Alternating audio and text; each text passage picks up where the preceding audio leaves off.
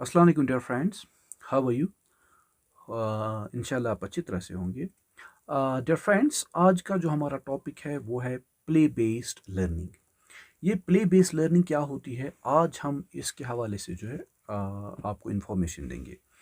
देखिए, हमारा ये मकसद होता है कि हम जो है कॉम्प्लेक्स चीज़ों को, कॉम्प्लेक्स आइडियाज़ को, कॉम्प्लेक्स कंसेप्ट्स को जो है सिंपल बनाने की कोशिश करेंगे। तब जाके हम अपने दोस्तों के सामने वो रखेंगे ताकि वो इनसे फ़ायदा हो हासिल कर सके। ओके, ये हमारा मकसद होता है।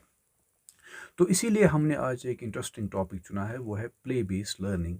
ये प्ले बेस्ड लर्निंग क्या होती है, इसके हवाले से हम अभी डिस्कस करेंगे। तो इंशाल्लाह मेरे जो व्यूअर्स हैं उनको इससे फ़ायदा पहुंचेगा। ओके, चलिए।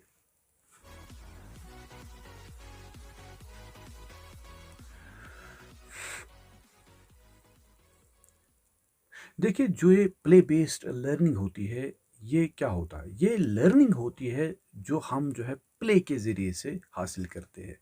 यानी हमारे जो बच्चे लोग होते हैं, हम उन बच्चे लोगों को जब करना चाहते हैं, उनको एजुकेट करना चाहते हैं, उनको जो है तालीम देना चाहते हैं, और ये लर्निंग प्रोसेस, ये एजुकेटिंग प्रोसेस जो है, अगर हम जो है इस चीज़ को प्ले के ज़रिए से बच्चे लोगों में डेवलप कर सके, तो इस लर्निंग को हम बोलेंगे play based learning. Okay, so it's actually learning based on play. Okay, तो इससे क्या हो जाता है? इससे हमारे बच्चे लोग जो है, एक तो वो लर्न करते होते हैं, लेकिन उनको लगता है, बच्चे लोगों को लगता है कि जैसे कि हम एंटरटेन कर रहे हैं, हम एंजॉय कर रहे हैं, हम एक रिक्रिएशनल एटमॉस्फेयर में है, हम एक एंटरटेनिंग एटमॉस्फेयर में है। तो इससे जो है हमारे दो फायदे होते हैं। एक तो बच्चे लोग खेलते होते हैं, और उनमें जो है साथ साथ में उनमें जो है लर्निंग प्रोसेस भी चलती रहती है।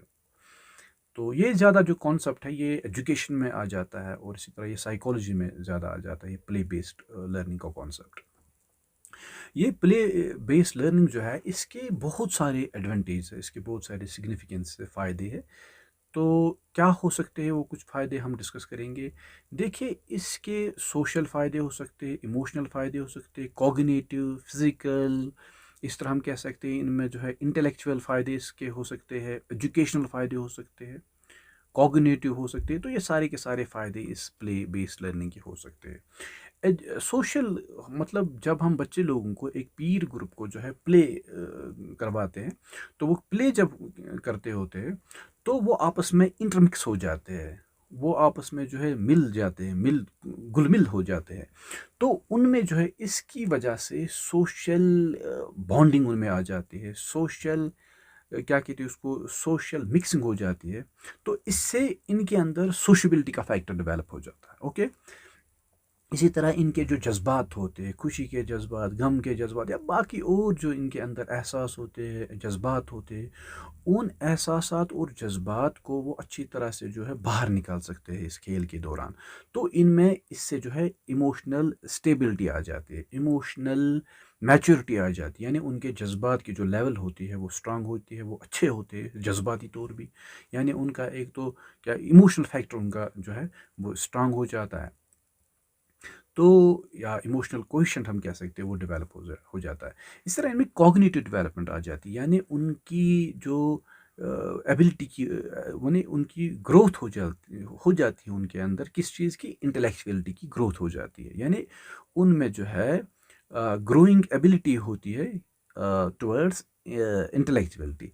तो इससे क्या हो जाता है, इससे उनमें क्रिएटिविटी का फैक्टर आ जाता है। तो वो ठीक तरह से चीज़ों को इंटरप्रेट कर सकते हैं, यानी उनमें इंटरप्रिटेशनल फैक्टर आ जाता है। ओके, इसी तरह इनमें जो है फिजिकल डेवलपमेंट हो जाती है, यानी इनके मसल स्ट्रांग हो जाते हैं, यानी फिजिकली जो है वो स्ट्रांग हो जाते हैं। इसी तरह उनमें इंटेलेक्चुअल डेवलपमेंट आ सकती है, यानी वो जहनी नशोनुमा उनमें आ जाता है, उन्हें जहनी तौर वो स्ट्रांग हो जाते हैं। एजुकेशनल डेवलपमेंट उनमें आ जाती है, मतलब उनमें लैंग्वेज एक्विजिशन वो ठीक तरह से कर सकते हैं, नहीं वो ज़ुबान को ठीक तरह से हासिल करते हैं, ज़ुबान को डेवलप अच्छी तरह से कर सकते हैं। तो उनमें वोकेबलरी का फैक्टर भी आ जाता है, वो अल्फाज को अच्छी तरह से, वो वर्ड्स को अच्छी तरह से डेवलप कर सकते हैं, याद रख सकते हैं, याद कर सकते हैं। और इसी तरह इनमें इमेजिनेशन का फैक्टर जो है वो भी स्ट्रांग हो जाता है, इमेजिनेशन इनकी बढ़ जाती है, यानी वो चीज़ों को, नई नई चीज़ों के बारे में ख्याल करते हैं, सोचते हैं उनके बारे में, फिर जो है बाद में, यानी उनके सामने एक नया दुनिया खड़ा हो जाता है। ओके, इसी तरह उनमें जो है क्वेश्चन करने का शौक पैदा हो जाता है, तो प्रॉब्लम सॉल्विंग फैक्टर उनमें आ जाता है, वो ऑब्जर्व ठीक तरह से चीज़ों को कर सकते हैं, क्रिटिकल थिंकिंग उनमें आ सकती है, यानी वो चीज़ों की गहराई में चले जाते हैं, मतलब हाउ व्हेन हाउ, ये इस चीज़ के सवालात उनके जहन में खड़ा हो जाते हैं। ओके, यानी वो चीज़ों को क्रिटिकली उनके बारे में सोचते होते हैं, मतलब ये चीज़ क्यों है, कैसे आया, किस लिए आया, इसका क्या मकसद है। इस तरह इनमें जो है ये सारी चीज़ें आ जाती है। ओके, इन्वेस्टिगेशन का फैक्टर उनमें आ सकता है। इस तरह जो है ये सारी के सारे जो है इसके फ़ायदे हैं प्ले बेस्ड लर्निंग के। और ऊपर से जो है साइकोलॉजिकली हमारे बच्चे लोग जो है वो फील करते हैं जैसे कि वो जन्नत में है। ओके, क्योंकि वो प्ले करते होते हैं और इस प्लेइंग प्रोसेस के दौरान जो है वो लर्न भी करते होते हैं, यानी उनकी एजुकेशन जो है वो एक, मान लीजिए उनका उनके जो टीचिंग लर्निंग प्रोसेस है वो बन जाता है एक एंटरटेनमेंट, एक एन्जॉइंग एटमॉस्फेयर डेवलप हो जाता है उनके सामने। ओके, तो इस ये जो प्ले बेस्ड लर्निंग है इसके हवाले से कुछ थेरीज भी दी गई मुख्तलिफ टाइम्स में।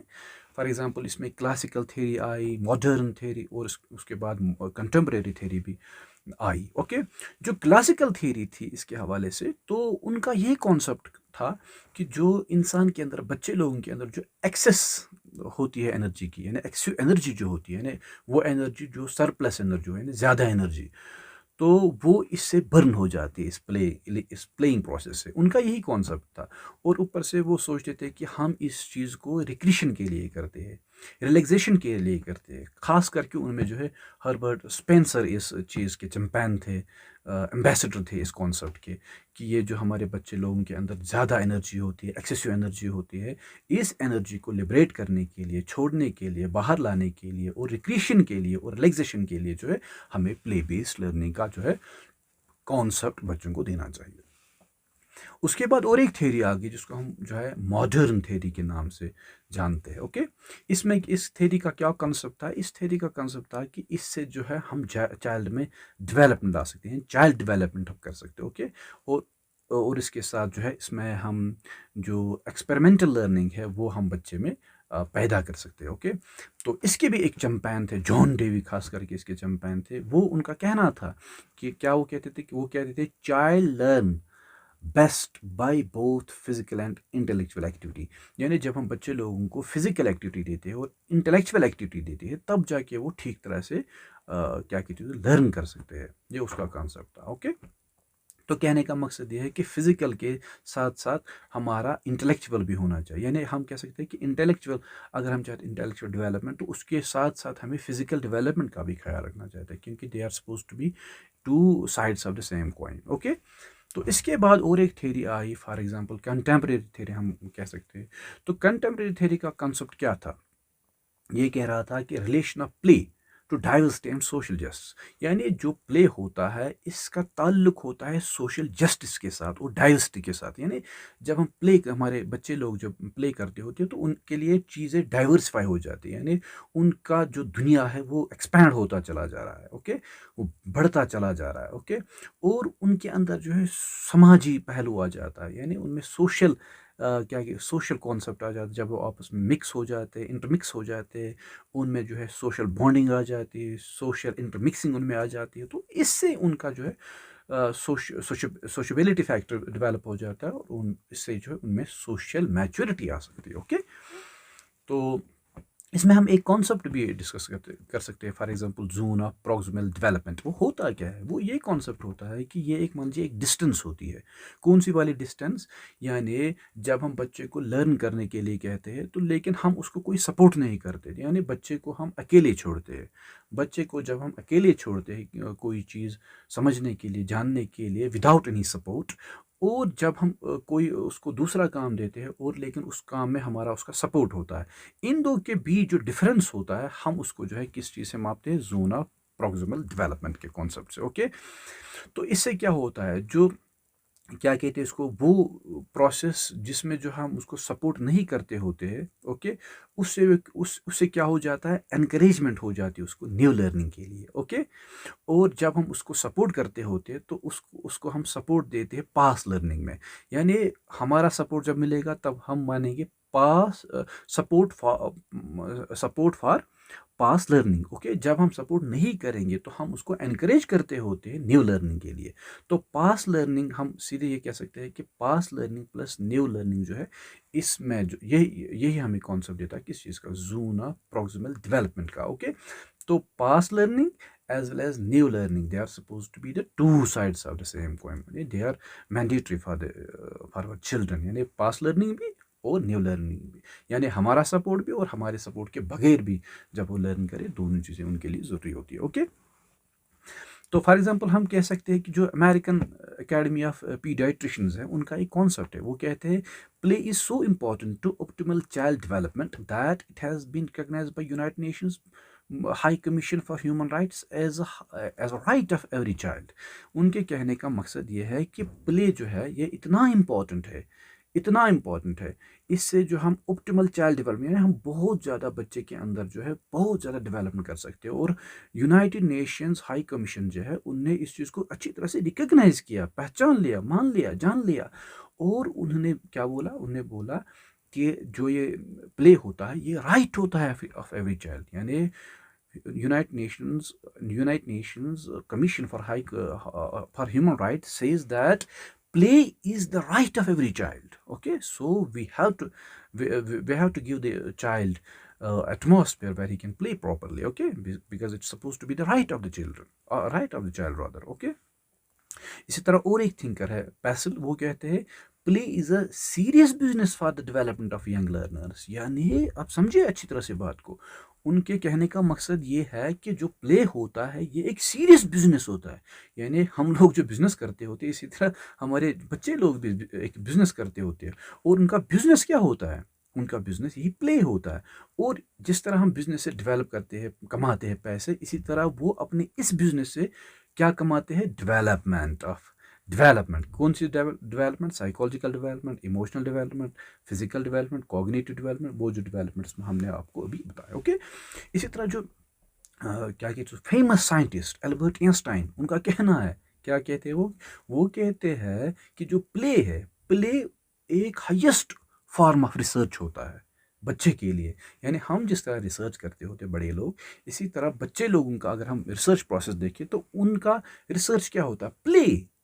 एल्बर्ट आइंस्टाइन कह रहे हैं कि play is the highest form of research for the children. Okay, इसी तरह जो बाकी रिसर्चर्स हैं, मिसाल के तौर पर हम कह सकते हैं कैथी हैरिस एक रिसर्चर है, वो कहते हैं कि जो level of children play rise one adult play with them, यानी जब बच्चे लोग खेलते होते हैं तो उनके खेलने की जो लेवल होती है वो इंक्रीज हो जाती है जब बड़े लोग उनके उस खेल में दाखिल हो जाते हैं। तो कहने का मकसद यह है कि उनको इससे एनकरेजमेंट मिल जाता है, यानी जब बच्चे लोग खेलते होते हैं तब जाके अगर बड़े लोग में उनमें शामिल हो जाएंगे तो उनको एनकरेजमेंट हो जाता है, उनको हौसला अफजाई हो जाती है। ओके, तो इसी तरह जो है क्या कहते हैं उसको, मारिया मोंटेसोरी जो है, वो एक थिंकर है, वो कहते हैं कि ये जो प्ले है ये बच्चे का वर्क होता है, play is the work of the child.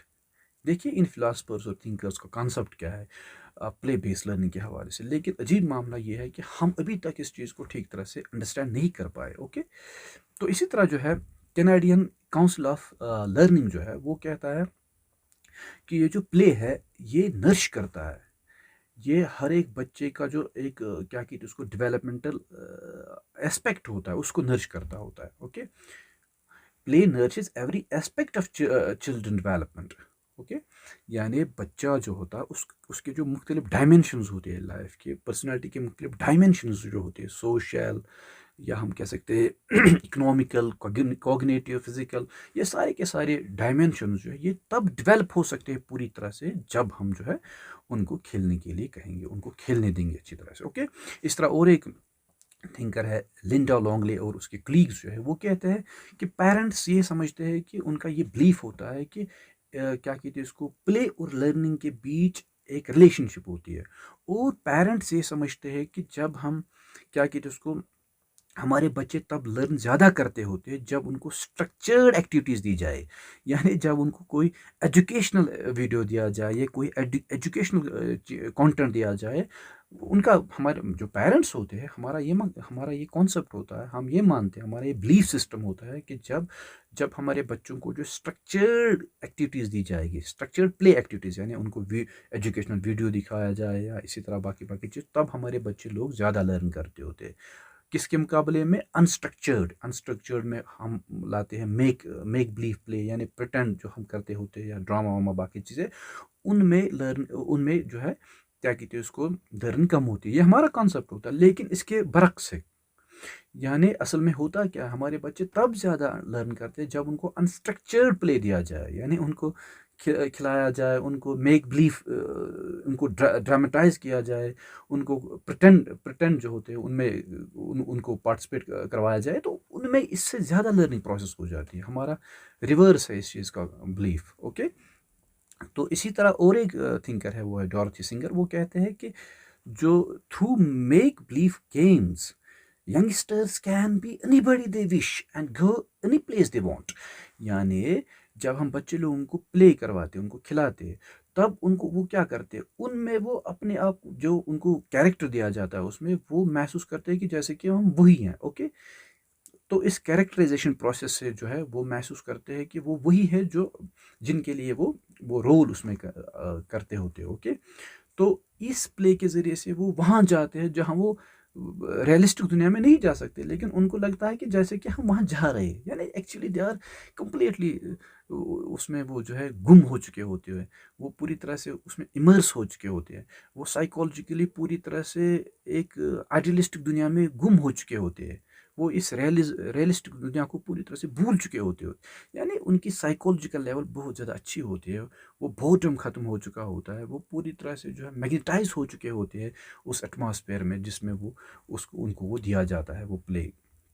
Okay, तो क्या कहते हैं इसको, जो हमारे एजुकेटर्स होते हैं, इसी तरह हमारे जो पेरेंट्स होते हैं, या हमारे जो गार्डियंस हो सकते हैं, वो इसमें बच्चे लोगों को जो है इस प्ले बेस्ड लर्निंग में जो है एक मॉडल, स्कैफोल्डिंग मॉडल का काम कर सकते हैं। मतलब ये है कि वो जो है वो एजुकेटर्स, वो पेरेंट्स, वो गार्डियंस, वो उनके इस खेल में जो है पार्टिसिपेट कर सकते हैं, लेकिन उनको क्या कि डिस्टर्ब नहीं करना होता है, उनको बस सेंसिटिव इंटरवेंशन की ज़रूरत पड़ जाती है। यानी जब जब हमें लगे कि यहाँ पे इस बच्चे को थोड़ा सा चैनलाइज करना है, इसको थोड़ा सा ऐसे बताना है, ऐसे करवाना है, तो वो हम कर सकते, लेकिन उनमें जो है पूरी तरह से हम इंटरवेंशन नहीं कर सकते, मुदाखलत नहीं कर सकते। हमें बच्चे लोगों को काम करने देना है।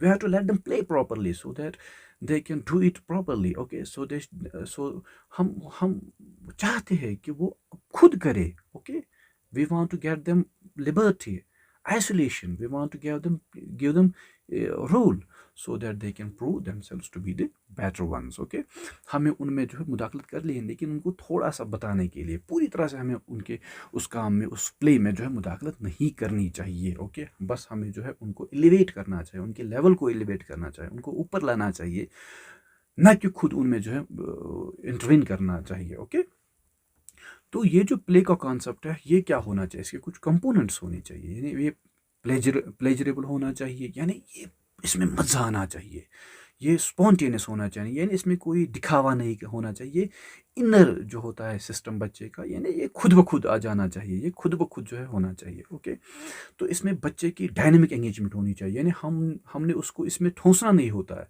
वो खुद ब खुद इस काम में चला जाए, इस प्ले में आ जाए। ओके, यानी उसको दबाने की कोशिश नहीं करनी चाहिए, उसको साइकोलॉजिकली सप्रेस करने की कोशिश नहीं करनी चाहिए, हमें हमें उसको मौका देना चाहिए। ओके, तो इसी तरह जो है इसमें क्या होना चाहिए, इसमें ज़्यादा मेक बिलीफ का कॉन्सेप्ट होना चाहिए, यानी ये ज़रूरी नहीं है कि हम हमेशा बच्चे लोगों को एजुकेशनल वीडियोस दे, एजुकेशनल ड्रामाज दे, एजुकेशनल प्लेज दे। नो, हम उनको प्रिटेंड भी करवाएं, हम उनके ज़रिए से कोई ऐसा ड्रामा भी करें जो हकीकतन, जो हकीकत पे मबनी हो, लेकिन वो हकीकत ना हो। ओके, तो हमें उनको एक आइडियलिस्टिक दुनिया में लाना है, उनकी लेवल, साइकोलॉजिकल लेवल बहुत ज़्यादा कमज़ोर होती है। ओके, हमें उनको एक लिबरल एटमॉस्फेयर प्रोवाइड करना है, ताकि वो पूरी तरह से हर लिहाज से जो है अपने आप को एक्सप्रेस कर सके। तो ये कुछ कॉन्सेप्ट था इसके हवाले से। तो देखिए, एक पुरानी बात है, क्या कहते कहते हैं कि give a man a fish and he eats for a day, encourage a man to fish and he eats for lifetime. Okay, this is the concept.